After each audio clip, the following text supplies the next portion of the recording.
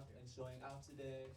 I don't really need to explain that at the federal level, we know that it's pretty atrocious what's going on right now.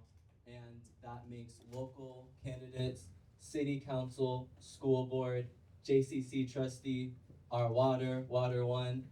These are very important positions, of course, as they are most within our sphere of influence and they have the most direct impact on our lives. So really appreciate these candidates being here to represent the best of our community. So excited to hear what they have to say, how they are planning to run with our intentions in mind, and just to learn more about them. So I think without further ado, we can start this speaker lineup. First up, we will have, let's see here, one second. We have Lenexa City Council candidate John Michael to speak about, give it up for John.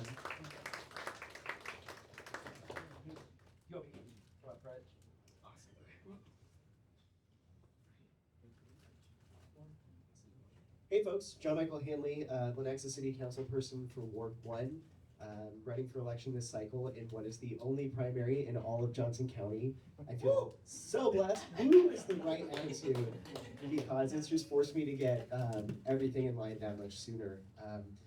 But just a little bit about myself. My husband and I moved to Lenexa 6 years ago today and fell in love with Lenexa immediately. We knew we found home, we found all of the parks that we love, we found the places like City Center that we love, and most importantly, we found people that we love. We felt like we belonged. So that's why I wanted to get involved, and I didn't waste any time in doing that. I was appointed to the Planning Commission early 2020, spent about 5 years on our Planning Commission before getting appointed to fill out the remainder of this term on City Council by Mayor Sayers. So for the now 6 years that I've lived in Lenexa, I've been serving Lenexans for over 5 of those. I'm looking forward to another 4, and I think we can do it. Right now I'm mid-process of knocking doors. Mailers are going out, texts are going out, but there are always a million more doors than there are of me. So the next couple of Saturdays, if you guys want, crash in our place. We're doing coffee and donuts at 10 a.m. The next couple of Saturdays, grab a turf afterwards and go knock some doors. But any questions on any of that? Yes. How do we sign up to knock doors? Absolutely. So you can go to my website, handleyforlenexa.com. I have a couple of my walk cards up front here if you need the reminder, and I have some business cards as well with QR codes that will take you straight to the website. Angie's a young Dem. And I am a young Dem, yes. I don't know if I look 30, but I am 30. All right, thank y'all.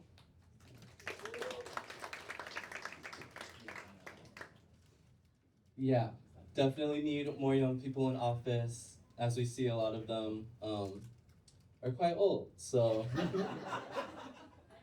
so glad that you're already running, or that you're already, in office, and hopefully can secure that re-election.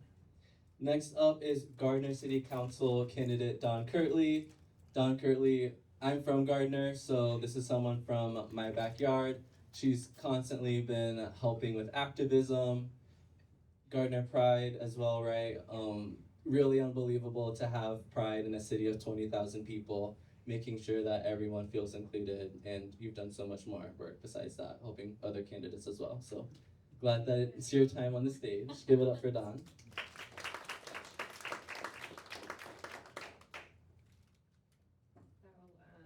As JJ said, my name is Dawn Kitrley. I have been a Kansas resident my whole life. I grew up about 40 minutes from Gardner in Pomona, Kansas. And my husband and I lived in Gardner for 12 years with our 2 kids. I never thought I would be running for anything government official-wise, to be honest, but then Trump happened, and then COVID, and I watched our local youth being the loudest voice against the injustices happening in Gardner. And it was all of you, our next generation, that motivated me to use my voice. One of my goals with this campaign is to encourage citizens to use their voice and get out and vote. Between 10 and 12% Democrat Gardner residents voted in the last election, with 51% of Johnson County residents voting. I want to engage voters by reminding them that the government works for us. And in order to get it to work for us, we have to vote locally. Letting a small percentage of voters determine our government officials is inequitable, and collectively we have the ability to change that. And I also know that budgets, property taxes, infrastructure, etc. can be daunting. But with my 25 years of experience in finance in a variety of different industries, along with a master's in financial management, I have the skills to bridge the gap between citizens and government officials. Using social media posts, holding Q&As, or even just responding to emails, by listening and being open to thoughtful conversations. Gardner is preparing to grow rapidly, and we need smart, efficient infrastructure and development. The best way to achieve that is by building trust between Gardner citizens and government officials. Younger voters will be imperative in this process, bringing new and fresh ideas and perspectives to the table. When I was growing up in small town Kansas, my generation was taught to respect your elders by not questioning what they tell you, to just be submissive. But your generation demands to be heard. Y'all see an injustice and nothing stops you from calling it out. It is so incredibly awe-inspiring to witness. By having open, respectful conversations between younger and older generations, this will strengthen our sense of community. I would also implore my fellow city council leaders to engage in open communication with citizens, to be receptive, and to remember that regardless of age, our citizens deserve to be heard. And I want to stress just how important your voice is. In this current political climate, I know that it doesn't feel like that. The future of our country, our city, will be in your hands. And by working closely with young voters, having open, productive conversations, and keeping citizens engaged in decisions, I have the confidence that as a community, we can make Gardner a place that all generations will be proud to call home.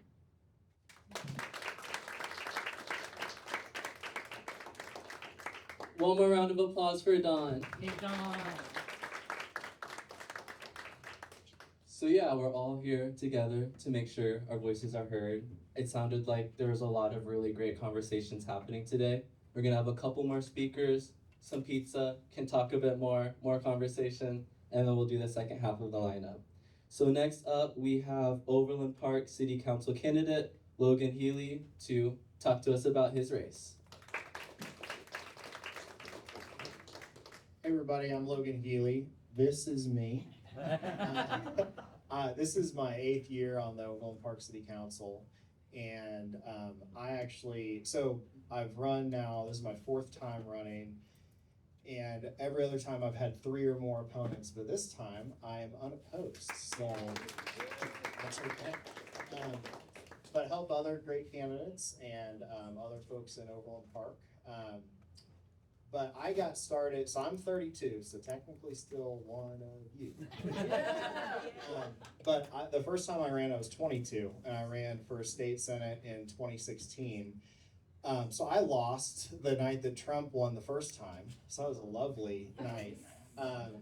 Then we were trying to figure out what to do. I grew up right down the street, and really decided that we needed to focus on Kansas and Johnson County. So me and some other folks, including Brandon Woodard is up here, Lindsey Vaughn is up here, right there, and others helped to restart the Johnson County Young Dems back in 2017. And I also decided I was going to run for Overland Park City Council in 2017. Part of that was because I went to some city council meetings, really enjoyed the issues, but also everybody up on the dais was late 50s or older. Nothing wrong with people who are late 50s or older per se, but having generational diversity is very important. So I encourage all of you to think about running for office. I got elected then when I was 23, and actually took office when I was 24 because my birthday is in December. But I was pretty young, and so any age can do it. And I think really thinking about the community that you live in is a great place to start. I love the local issues on the city council: housing, super important issue right now. Transit and transportation, super important. Sustainability, there's a lot that we can do at the local level. We're not gonna solve everything at the local level, but there's still a lot of great things we can do at the local level. We're doing an urban forest plan for our community right now to make sure that we're preserving the great mature tree canopy that we have here. So there's a lot of great things you can do at the local level, and then you can think about higher offices and that kind of thing. But after this election, I will be the longest serving on the city council and very, very likely still the youngest. So young Dems can make a difference. We are making a difference. There's a lot of folks up here who are or were young Dems. So really encourage you all to help with campaigns this year. It's a great knocking doors, calling voters for candidates. It's a really great way to get involved and stay involved, and then think about running for office, or even just starting out as being a volunteer on a board or commission in your city. There's a lot that you can do with just your local jurisdictions. But thanks for being here, and thanks for being a JCYD.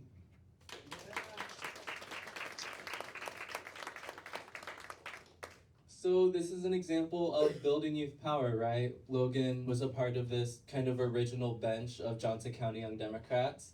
And I don't know if y'all know, in 2020, JCYD kind of became shuttered. There wasn't really much going on. We all got elected to office. That exactly, and that's exactly what we want. So it's like the perfect kind of a brain drain that you would want, you know, becoming chiefs of staff, the state legislator, city council. And so you all should know that now we are the new iteration of Johnson County Young Democrats. So it's really heartening to see so many young people brought into the fold. I feel like y'all were like the millennials, now Gen Z is coming in. And so it's really great to see that young people are still willing to jump in and learn more about our local political infrastructure that we have here. Next up, we have Spring Hill School Board candidate Autumn Coleman-Marconett. And I don't know if y'all know, Spring Hill is kind of starting to become brought into Johnson County, not literally as they are part of Miami, but a lot of our precinct leaders and Senate districts are starting to, probably from gerrymandering, but have been drawn, bringing Spring Hill in, and we kind of see them as the next frontier to really gain more local Democrats and build power for our party. So give it up for Autumn.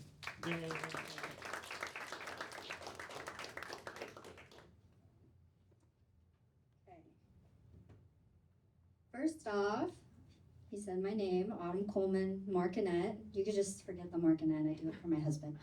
I like my name. I first want to tell you thank you for allowing us to come speak, or really me. We have two others that are part of the Spring Hill fighting the powers that be.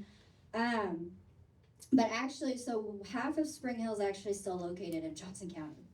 So it is between South Olathe and Gardner. So I actually live in Johnson County. I don't live in Miami County. And so I don't get the niceness of living not in Johnson County. Sorry. But I wanted to tell you a little bit about me. I am not 16 years old as I look. I'm 29. So I have a bachelor's in accounting that I got from California. I have a master's in business administration from Kansas State, and I'm currently pursuing my PhD in higher education. I have a publishing memoir actually coming up in August. It's called The Cherry Blossom in the Dead of Winter, a memoir by a Chinese adopted American. I'm actually a naturalized citizen, so I was adopted in the 90s. I was born in Nanjing, China. And it was cooler before Angelina Jolie did it. So, just saying, it was cool before it was cool. I'm an 8-year Marine Corps veteran, so I served all over the country and in Okinawa, Japan. I'm a wife to my best friend. He's actually an Army veteran as well. He did 2 tours to Iraq. And I'm a mother of 2. We soon to have 3. We are due in December. So just, you know, doing a campaign, birthing a child, being Santa Claus, it's all great, it's all good. And then I work with internal medicine. I'm the chief operating officer at the University of Kansas Medical Center. And so what I value about this was really, again, looking at my children. What I believe are the core responsibilities for someone in a school district is possessing a diverse background in educational and lived experiences, leading to open and connective knowledge sharing to continue positive efforts. Belief that our children are the future generations by providing the highest level of resources, programs, and curriculum for them. Dedication towards the conception that education is a right, it is not a privilege. It should not be based on where you come from or where you are going, but it's a simple right to ensure that your success is as equal as those around you. Innovative philosophy of changing the narrative. I, for years, sat and said, let's prepare our children for the world. When they are the world, why prepare children for something that they are? So I decided to change the narrative, and I'm choosing to prepare the world for our children.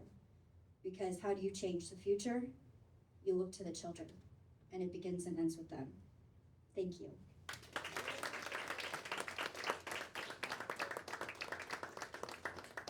Okay, just to make sure we have this lineup split evenly, we'll do one more speaker.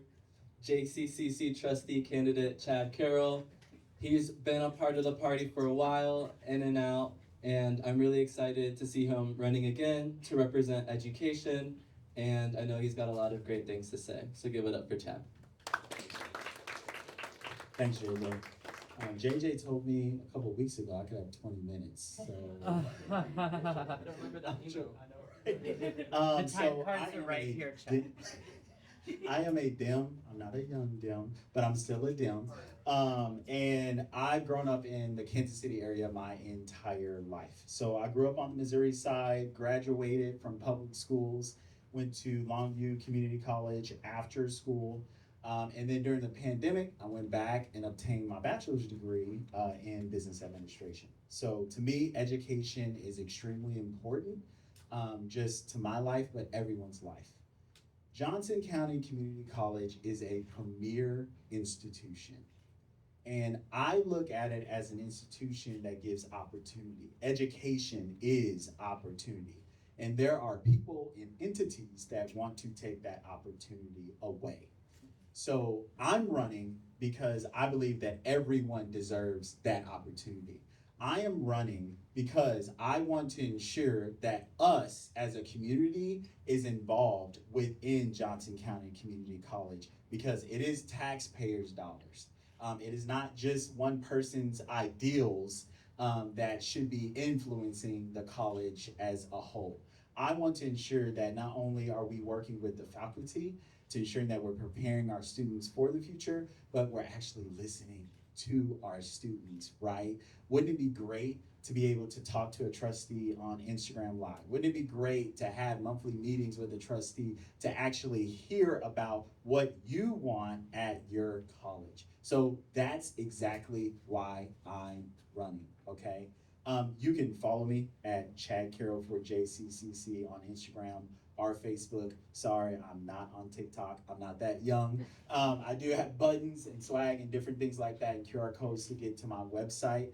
If you have any questions for me, feel free to stop me while we're getting pizza, or you can reach out to me via email as well. And thank you for being here. Thank you, JJ and JCYD for putting this on.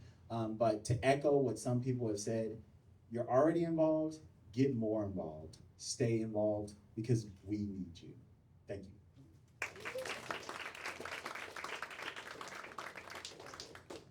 Okay, we'll take a brief intermission for pizza. Yay! Gardner, she's running for school board. Really exciting candidate. So glad that she had a video prepared to share a bit about her and why she's running. Let's see if this works. If I knew that, I would have done that. Wow, no. I mean, I'm glad We're glad you're here. Dominguez. I'm a wife and someone who cares deeply about this community. 2 years ago, my husband and I were looking to buy our first home, and we wanted it to be in a place that was very welcoming and supportive, a place where our kids could grow up with a tight-knit community that would always encourage them to be the best versions of themselves. And we found all that and more here in Gardner. All those small everyday moments since we've been here have made us feel like we're at home everywhere we go. When I wanted to find more ways to get involved in our community, I joined the PTA at Madison Elementary. And through listening to parents in every meeting every month, I realized that there was a very big need for more advocacy among certain pockets of our community. I chose to do this so that I could ensure that every student, every family, and every teacher has a voice at the table. I believe in our public education system and everything that we can achieve together as a community. Give it up for Sam.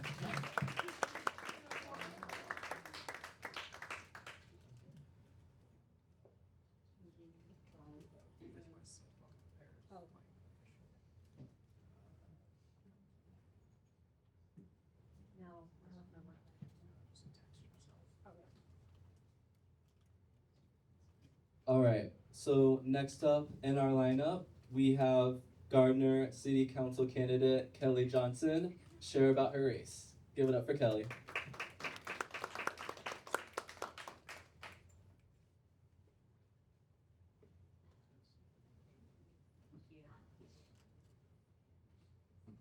Hi, I'm Kelly Johnson. I'm gonna kind of wing it a little bit because Sam was supposed to be talking, so I wasn't even supposed to talk today, so. But thank you guys for inviting me. Thank you, JJ, for giving me just a couple of minutes to speak. My name is Kelly Johnson, and I'm running for Gardner City Council. I have lived in Johnson County for 30 of the last 40 years in Overland Park, Lenexa, DeSoto, and now Gardner, where I've been for the last 6 years. I am a wife, and to my husband Scott, I have 4 dogs, and I am mom, sometimes bruh, to my 11-year-old, who is just wonderfully, he's just a wonderful kid, and he has far more critical thinking skills than I did at 11, and he's far more involved and engaged in what's going on in the world than I was at his age. So I am very excited to see what he's going to do. And he is a lot of my inspiration for why I'm running for city council, because I want to be engaged and to make what I can a better world for him, and starting in Gardner where we live. Gardner's growing really fast, and with that growth, I think it's really important that you guys and all of the voices in Gardner have a say in how that happens.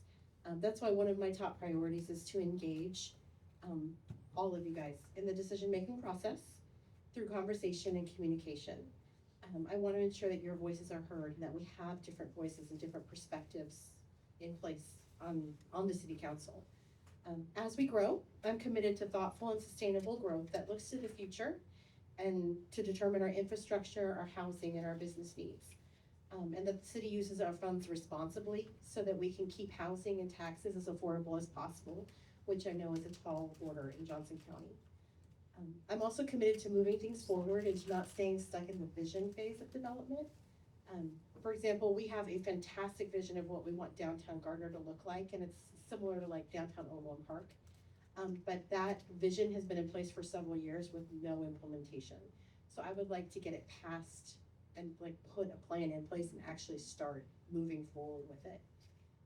In the coming months, I would love to hear your thoughts and your ideas. Even if you're not in Gardner, I'm open to comments and feedback from everybody in this area, because really in Johnson County, we all are affected by each other. So my phone number, my email address, I have a community survey. They're all available at my campaign site, which is kellyjohnsonforgardner.com. I also have cards on the table, so feel free to grab one or a pen or whatever. I believe our city council needs different perspectives because our community is made up of so many people with different experiences. And I hope to bring all of those voices to the table for discussion and decision making that's going to make Gardner the best it can be for all of us. Thank you so much for your time and for the pizza. Amazing. One more round of applause for Kelly. And I think what Kelly did was something that really all candidates should do, asking their constituents what they want, what their priorities are. You guys might not know this, I live in New York City. I go to school, silly little purple school. And I'm not sure if you heard of Mamdani, Zoran Mamdani, but that's exactly what he did. He went on the street, he asked people, what do you want out of this city? What do you want out of government? And then that's how he made his pitch to people. 1, 2, 3. I could go through it, but I won't do that right now. But I think that's a really brilliant idea, so that you're making sure you're meeting the needs of the people who you want to earn their vote, right? So definitely recommend that. And then once you have those 1, 2, 3, it's pretty easy to go to the door and say, here are the 3 ways that I want to try to make your life better. Next up, we have Mitch Lohr, who is running for Leawood City Council. So give it up for Mitch.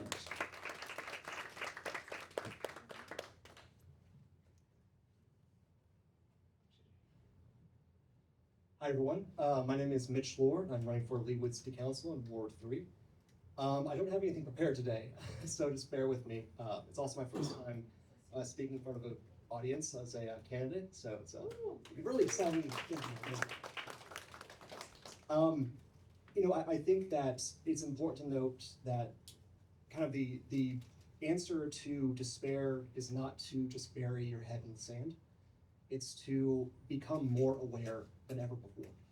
Lift your head up higher and fight for what you believe in. That's why I think that the JoCo Young Dems can do so much in raising awareness, advocating for different candidates, but also just making sure that people are informed in general. That's part of the reason that I am getting involved in local government. I was born and raised in Leawood, spent my first 18 years there, went and got my master's degree up in Chicago at DePaul, and then spent 6 years or so in DC. I kind of stumbled my way into a legislative staffer position where I worked on education policy, environmental, climate change policy, wrote a bill that passed the House of Representatives called the Future Generations Protection Act, which is all about, all about the future. Obviously, it's in the title, but really about the youth and protecting the world for you all and the generations to come. Eventually, my wife and I decided to move back to Leawood because we decided there's no place better to raise a family. That's what we wanted to do, and we welcomed our first baby boy last November. So, that's also the other big reason that I wanted to get involved. From my experience, my childhood was fantastic, and I think Johnson County as a whole is a really wonderful place to live and raise a family, but we can always do more to make it more accessible, more inclusive, more livable for everyone. That's kind of what I want to bring to City Council in Leawood. A younger voice for sure. I am a young Dem. I'm part of the 32 crew, so I got a few more years for that, so which I'm very grateful for. But it's not just about livability. It's about protecting infrastructure, the streets, making sure they are well paved, potholes are filled, the small, minute details that go a long way to making where we live, where we all live, better. And that's kind of what I want to bring to City Council, and I really appreciate you all letting me come up here and speak for a little bit. Thank you very much.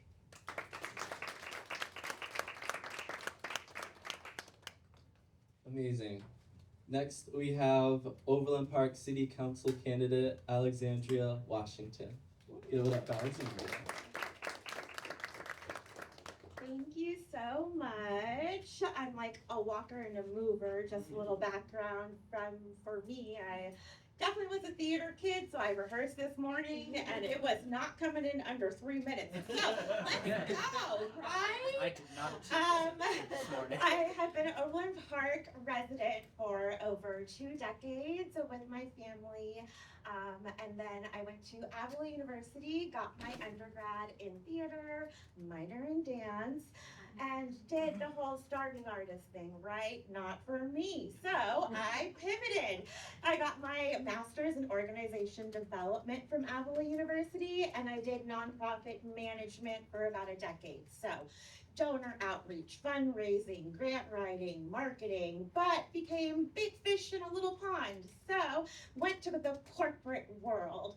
I joined a wealth management firm in Corporate Woods, and now I'm the director of operations. While I was doing that, I went ahead and got my master's in financial planning and financial therapy. Why do people behave the way they do with their money? It is fascinating. So I feel like I have a lot of tools in my toolbox, and I'm going, how can I be of service to my community? there's a reason why Overland Park, Johnson County is always consistently ranked as one of the best places to live in the country. But the country as a whole seems really scary right now. There's a lot going on, and I can't fix all those issues, but I can try to get a seat at the table and have a voice to try to move the needle forward for issues that are important to me and that are important to our youth. Again, I work in wealth management, so I work with older clients too. I care about the population being able to age in place in Overland Park. I care about what are we gonna do with sustainability and climate initiatives, because again, I can't fix the whole country, but what's going on next door, right? I try not to let that imposter syndrome creep in, being a Black woman, relatively young, not a young Dem, but you know, we're not over the hill yet. But I care what the future looks like a year from now, 3 years from now, 5 years from now, and trying to get a hand on the wheel, because my voice does matter, just like your voices matter. You guys are already here, already showing that you're doing the work, being engaged, being active. We talked earlier, don't be doom scrolling too much, right? Focus on the local matters, and again, we can usher in a future in Johnson County and Overland Park that looks and represents and is inclusive and diverse for all of us. Yay! Outstanding. All right, we're gonna keep trucking along. Got a few more speakers and then our keynote. Next up, we have Shawnee. Oh wait, sorry. Next up, we have Water District member for candidate Jennifer Gunby. Give it up for Jennifer. Much appreciated. And while I'm also a theater kid, Shawnee Mission North grad, improv was always more my style. So we'll see how this goes. I love these people. And I will also, as we continue down similar stretches here, I think the oldest Young Democrat alumni here, it's been about 20 years since I was an active Young Democrat, but lots of alumni present. I think I'm gonna form a middle-aged Democrat group, which some of you may be beginning to join me in. That way the rest of you have something to look forward to 20 years down the line. But for the relevancy today, my name is Jennifer Gunby. I'm running for the Water One Water District Board. The reason I'm running is relatively straightforward. Water One is winning awards for its water quality, its affordability, its sustainability, and that's amazing. But keeping that up isn't gonna happen without intention. We have to make sure we're investing in the next generation of strategies and innovation that's gonna continue to protect our water quality, keep it affordable, and keep it delivered sustainably. There is an individual on the current board who is the weak link that I think is gonna prevent us from maintaining this award-winning quality, affordability, and sustainability. And I am challenging that individual. He has over 30 years of experience as an elected official on the Water District Board. He's a registered Republican. He knows the policy strategies that could get deregulation in place, that could lose us our fluoride. You've been seeing what's happening to other states. Individuals are already presenting to the Water District Board asking for those changes locally. It is literally our water quality at stake to ensure we have a strong water board that will set the policy for the water district to continue being affordable, sustainable, and high quality. So the reason I am that person to save you all from demise of your water quality is I have experience in infrastructure. I spent a decade as a civil engineer. I have over a decade of experience in environmental policy, working for national environmental nonprofits, leading their state and local policy groups. I bridged that career change with service on the Roland Park City Council, so I know public service. Getting on the Roland Park City Council is what the Young Democrats did. Over half of my canvassing volunteers were Young Democrats, and it was essential to how I got elected. While on the Roland Park City Council, my biggest policy accomplishment was writing and championing the non-discrimination ordinance, which led to a domino effect across Johnson County as we've got other cities to integrate that same policy. We're still working on it, pushing those dominoes hard, one at a time. But no one on the water board currently has an engineering background. No one has a background with equity policy accomplishments like I bring. I think I can be that to get rid of the weak link that's on the board and ensure we all have access to high quality water reliably and sustainably. And in my remaining 30 seconds, I would be remiss if I didn't make a plug for you guys all in the room to be a little selfish. So being an elected official, it is rewarding and fulfilling. It's hard work, but it is amazing. Campaigning is awful. It is grueling and unfulfilling, and I'm out of time, but cut your teeth on campaigning for other people to find out if you can handle campaigning, because I know you can handle being an elected official, but practice my campaign, Jennifer for Water 1. You've heard other candidates. My campaign, Jennifer for Water 1, your own city council or mayor, or even my own campaign. You can help make a difference. And what was that? Jennifer for Water 1. Thank you for asking.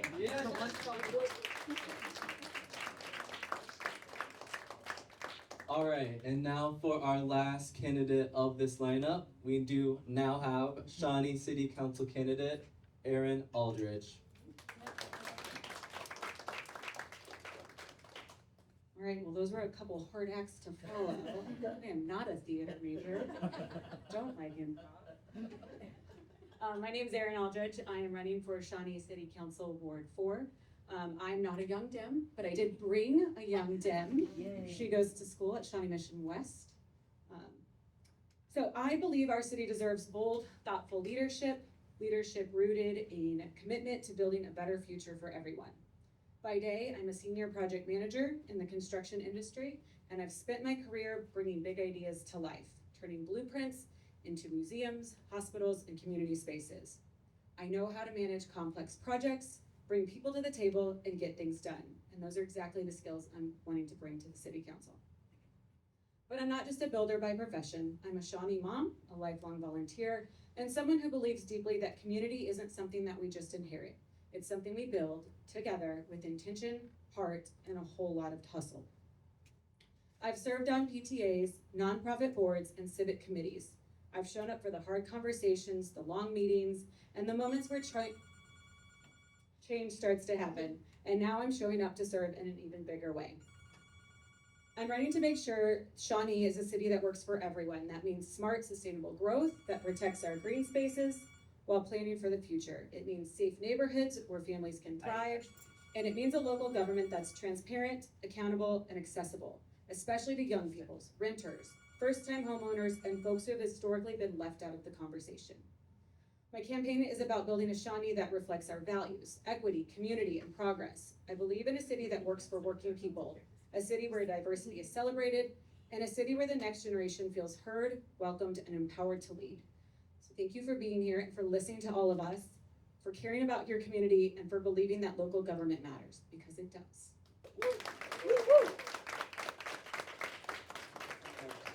One more round of applause for Erin and also all of the candidates that spoke today. And to show up for the youth. So glad to have you all. And now for our last speaker that we have in this lineup. Beyond excited to have Jae Moyer here, the one and only, one of the most iconic and historic youth activists in Kansas.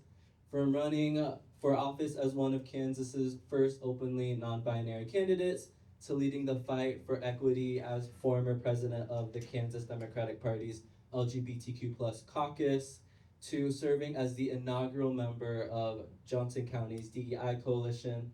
Jae is the blueprint of what bold, youth-led change looks like. So, without further ado, give it up for Jae. Okay, at risk of making my speech longer, I want to say I also graduated from Shawnee Mission North. I was a theater kid. And I also have a degree in music theater performance. And I've also decided that I'm going to start every single speaking opportunity by saying that my pronouns are they, them, and theirs, and there's nothing Donald Trump can do about that. Yeah! So the word power has many definitions. But when you search for it in the Merriam-Webster dictionary, the first definition is, quote, the ability to act or to produce an effect. Many people in this country share this ability, from the President of the United States to every single one of the candidates in this room. And whether you like him or not, and I'm guessing that we don't because we're here at the Johnson County Democratic Party headquarters, Donald Trump wields an insane amount of this power. However, he's not really popular. As of this month, his national approval polls show a net negative of 4 to 7%. 15 of the 31 states that he carried in 2024 now show net disapproval. And according to CNBC, his approval rating recently dipped to 39 to 45%, which is the lowest of any American president in the last 80 years. And that might not seem to matter since he won anyway last year, but I bring it up for a reason. I've been organizing in Kansas since the first time he was president, and as an out LGBTQ plus person, I've pushed back against discriminatory policies like even as far back as the trans bathroom ban that then Governor Sam Brownback was trying to push for, and other policies like that that continue to be used as political lightning rods for Republicans all across the country. We all know that empathy is critical. Through what's known as deep canvassing, we build real relationships not just for transactional power like the Republicans, but because we genuinely care about our communities and we want to strengthen them.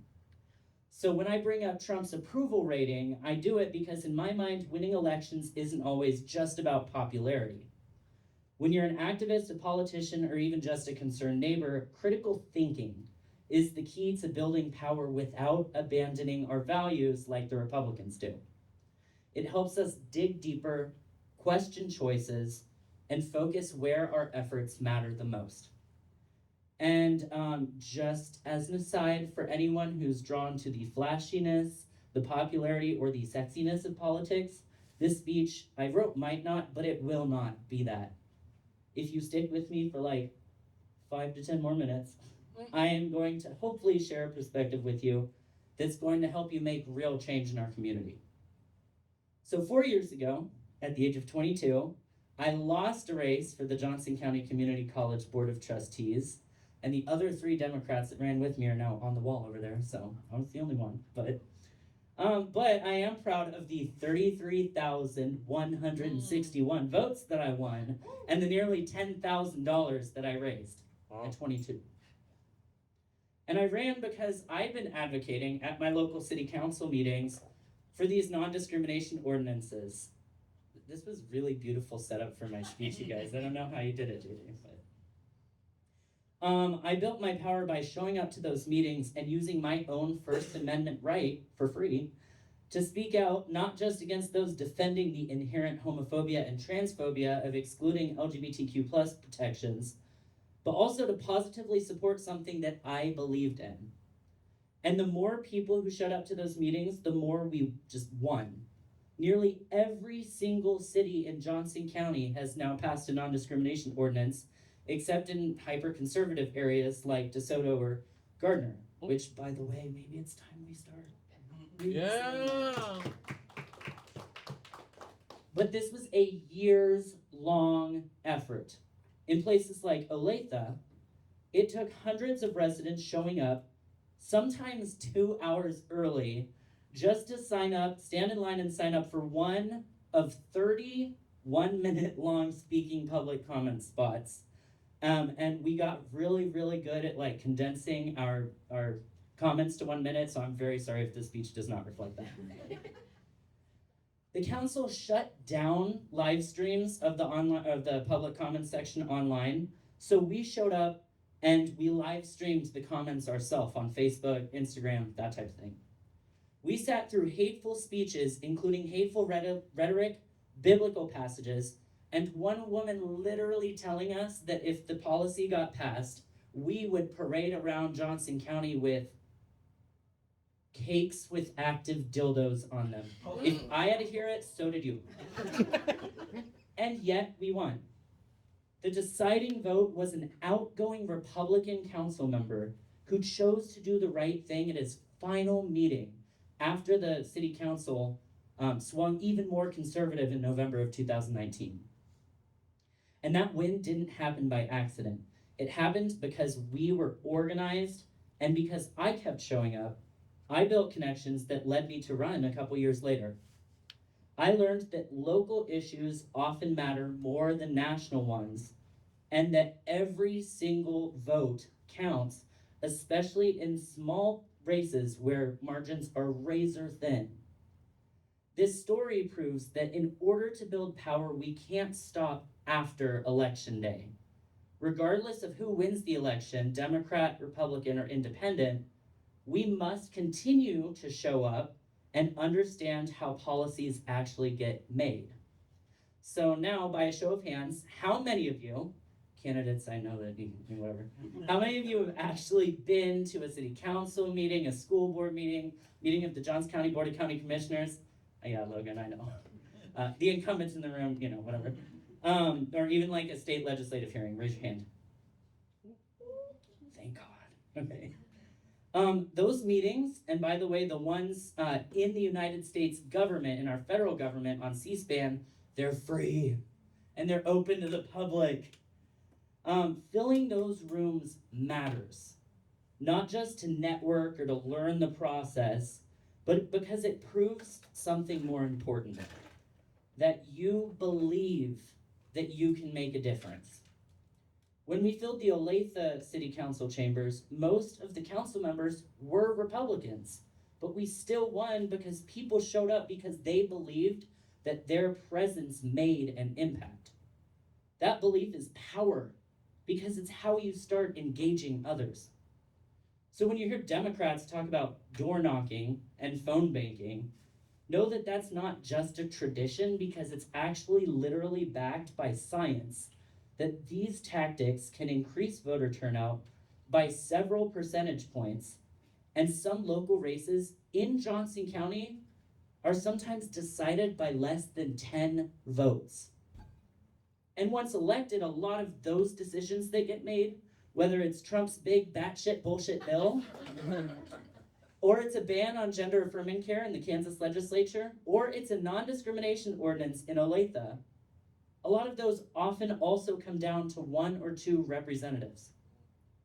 Like it or not, we live in a democracy, and our democracy is a numbers game. We gain those numbers through grassroots organizing. One door, one conversation, one voter at a time. Also, before I close, I want to address something I hear a lot from people in my generation. I'm Gen Z, so I am a young Democrat. And yeah, I'll rub it in. As a Gen Z activist, I know how easy it is to feel disenfranchised, especially because, like, the system does feel rigged. People are suffering, they can't afford food, they can't afford housing, and Republicans are consolidating power at the expense of marginalized communities. But the easy thing for many of us to do is to place blame, right? We hear all the time, especially everyone in this room, I'm sure, you bring up, oh my God, I'm a Democrat, and people are like, oh, the Democrats aren't just as bad as the Republicans, whatever. And it's my experience that we have to change our thinking on that. It's so easy to place blame, but maybe instead of asking who's to blame, we should start asking, what did I do to change it? If you care deeply about an issue, did you show up and do everything you could to shift the numbers? No one in this country, even if they think so, Donald Trump, is born with political power. And definitely not a 26-year-old queer progressive from Kansas. If anything, we're born into systems that try to strip us of that power. And so, I'll go first. If I'm being honest, I lost my, and I never talk about this publicly, but I'm pretty sure I lost my race because I didn't knock enough doors, I didn't make enough phone calls. And that's just the truth. And I've learned from that. And I'm not telling you this as a regret, but as a lesson. So yes, Trump's approval is underwater by exactly 4 to 7 margin points. And it's not just a data point, I see this as an opportunity. It's a chance that we can outnumber his loyal base by getting our people to vote. It's a reason to show up, to volunteer for these candidates who are gonna fight for the right policies, and it's to build power so that we can run ourselves when we don't see our communities represented the right way. We don't have to wait till we're 40, we don't even have to wait till we're 30. We can do it now. I know this because I've done it and I'm still doing it. For free, might I add. We win not by playing the Republican game, but by leaning into what works. Grassroots organizing that's personal, data-driven, and grounded in empathy. That's what builds power. And that's how we change our communities. Woo!